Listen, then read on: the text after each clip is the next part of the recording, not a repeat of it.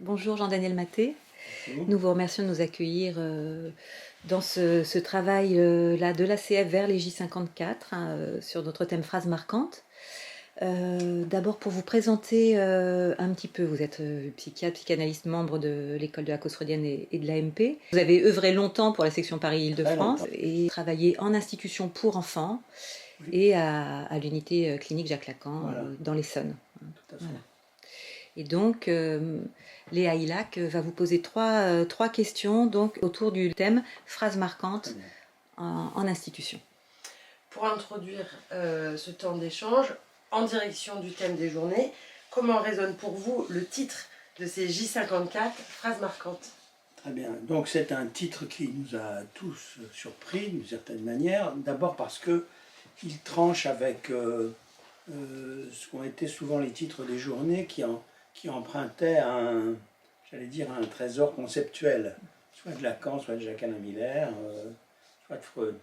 Et là, ce n'est pas le cas, puisqu'effectivement, en même temps, c'est le cas sur le fond, puisque phrase marquante renvoie, pour moi en tout cas, à toute l'expérience analytique, comme analysant finalement qu'est-ce qu'on fait si ce n'est chercher les phrases marquantes, les moments marquants de son existence.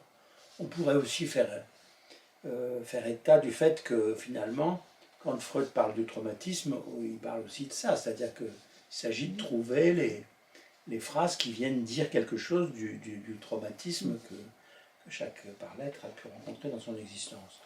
Donc, que ce soit cette dimension des phrases marquantes, que ce soit celle qu'on attend de l'analyste ou que l'analyse produit à titre de l'interprétation, que ce soit celle dont on se souvient et qui, en fonction de sa structure, ont plus ou moins d'écho et plus ou moins de conséquences sur les symptômes et sur ce qu'on peut dire du fantasme qui nous a animés, qui nous a soutenus, eh bien, effectivement, phrase marquante est, à mon avis, un thème tout à fait formidable pour rendre compte, en tout cas, de beaucoup d'aspects de la clinique et de l'expérience analytique. Donc ça, c'est pour ça.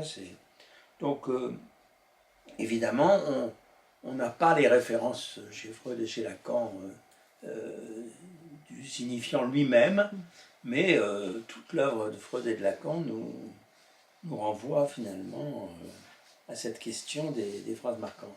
Ce qui me revenait de la pratique à l'IME en tant que jeune professionnel, c'était que la phrase marquante était l'interdit d'interdire auprès des enfants, et donc qui résonne à la fois de leur côté comme le non peut être marquant, l'interdit peut être quand même quelque chose de très difficile à recevoir, et du côté des professionnels aussi, un non presque à la toute-puissance. Comment définiriez-vous une phrase marquante dans la clinique en institution, avec les patients, avec les soignants?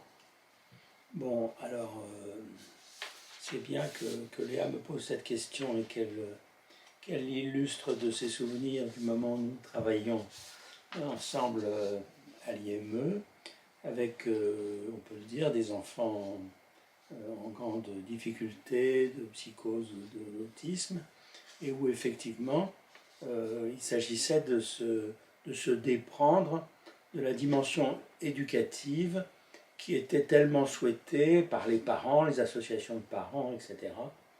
Et qui, de toute façon, mettait les enfants plus en danger que ça ne les soutenait ou les aidait dans le traitement de leurs symptômes.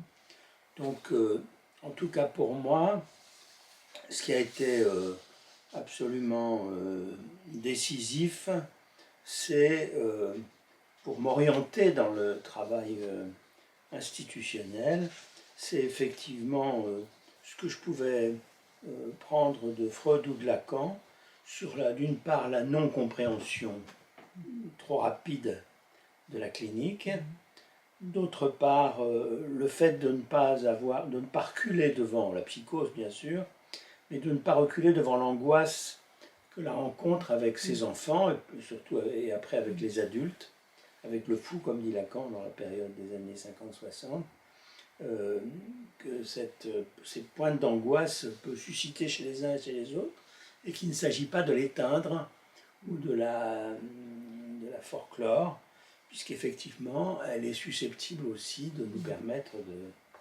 de travailler. Les phrases marquantes en institution, pour moi, ça n'a jamais été les phrases celles de la direction ou du directeur ou des exigences du maître, que ce soit à l'hôpital ou dans les institutions, mais plus ce qui m'intéressait, c'était effectivement ce qui avait amené ces enfants, leurs parents, ces patients, à l'institution elle-même. C'est vraiment, d'une certaine manière, ce que je cherchais à faire dans ce travail, c'était de faire saillir ces moments particuliers de rencontre avec l'institution qui renvoyaient au moment de l'existence de ces jeunes enfants ou de ces adultes que je rencontrais. Et ça, j'ai essayé de faire passer ça autant que faire se peut aux soignants. Et parce que d'abord, c'était ma manière de partager avec eux mon intérêt pour la clinique. Et c'est une manière aussi, me semble-t-il, de sortir de l'entre-soi des équipes soignantes qui ne portent à rien d'autre qu'à se conforter les uns les autres. Donc, pour sortir de ça, il faut qu'on ait un objet commun. Et l'objet commun, c'est la clinique. Et la clinique, c'est effectivement cet intérêt pour éventuellement les phrases marquantes qui ont occupé les petits sujets ou les grands sujets auxquels on avait affaire. Et donc, je crois que nous passions beaucoup de temps, et j'ai passé beaucoup de temps dans les réunions de travail, dans des réunions cliniques, à essayer de dire quelque chose de ces moments-là, et à travers les entretiens que j'avais, à travers le travail que faisaient les autres, et les échanges que nous avions ensemble pour qu'ils puissent préciser quelque chose de ça. Et c'est une grande émotion quand, justement, un enfant dit ses premiers mots ou arrive à dire quelque chose de ce qui lui arrive, alors même qu'il a dépassé l'âge où il devrait parler. Donc, je me souviens que voilà les choses marquantes, les phrases marquantes. Alors, il faut ajouter que en institution comme dans l'expérience analytique, la phrase marquante n'est pas forcément une phrase. La phrase marquante renvoie à ce qui peut être à un moment donné soit un signifiant, soit la description d'une situation que le patient ou que l'enfant peut arriver à dire. Alors il faut bien dire que moi dans les institutions, la présentation clinique a été pour moi une chose extrêmement importante pour mettre en valeur, plus encore que dans le travail quotidien, cette dimension-là. Et je pense que, alors, on n'en a pas fait avec les enfants pour des raisons qui tenaient au lieu et à la difficulté, bien que nous l'ayons évoqué.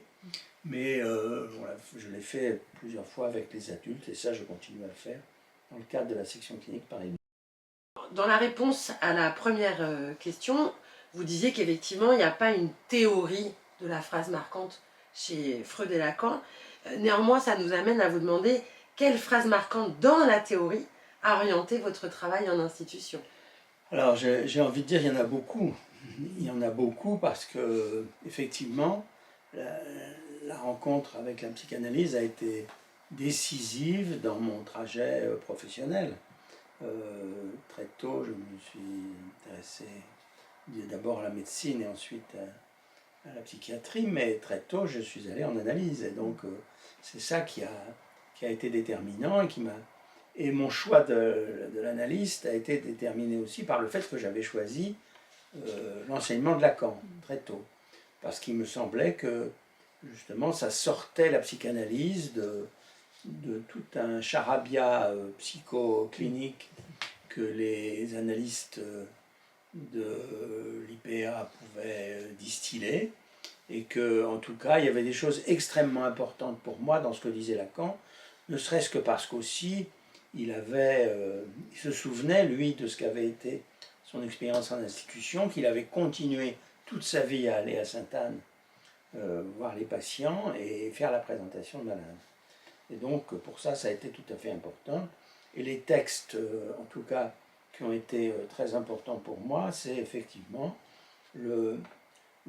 quand il parle du fait que le psychiatre est un sujet concerné par son objet privilégié qui est le fou, quand il dit qu'effectivement on ne doit pas reculer devant la psychose,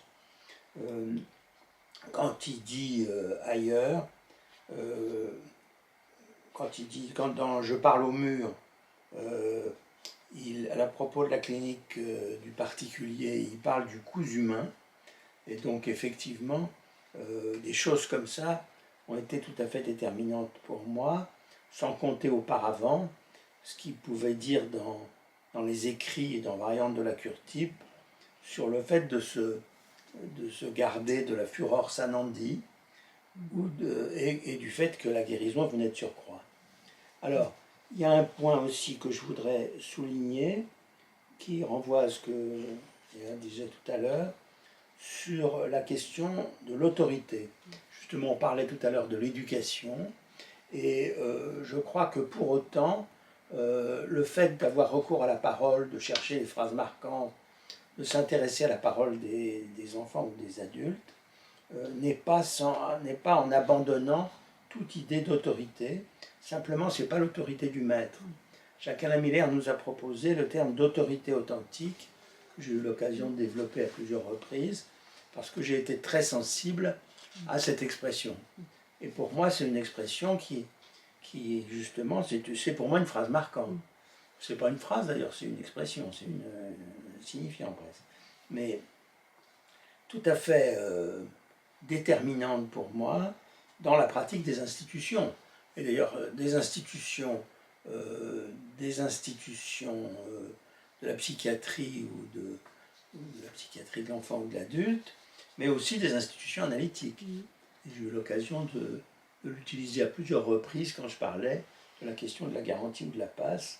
C'est à propos de la passe d'ailleurs que Jacques Alain Miller avait évoqué cette question de l'autorité authentique en faisant remarquer qu'effectivement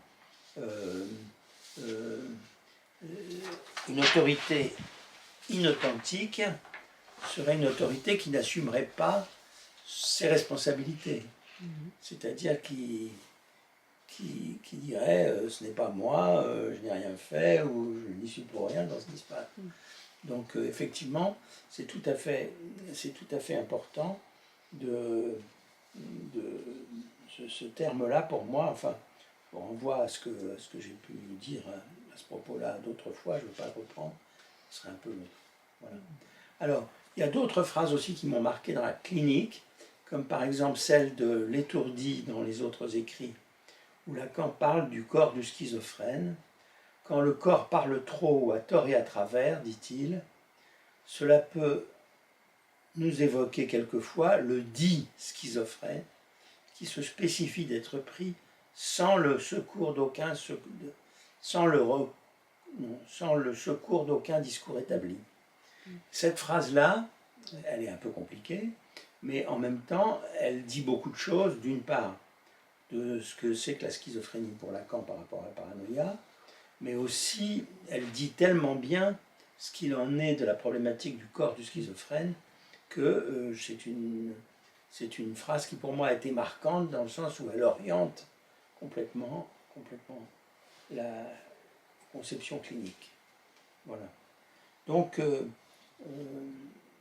c'est un exemple. Alors, il y en a beaucoup d'autres parce qu'effectivement, l'enseignement de Lacan a été extrêmement précieux, au-delà de celui de Freud, pour nous permettre d'approcher la question de la psychose autrement que dans la compréhension et justement sans gommer cette dimension de la rencontre avec le fou et sans mettre de côté, et ça c'est la chose que je répète mais qui est essentielle, la dimension de l'angoisse qui est suscitée par cette rencontre. Pas reculer devant ça parce qu'effectivement autrement on passe à côté de la relation avec le sujet psychotique. Voilà.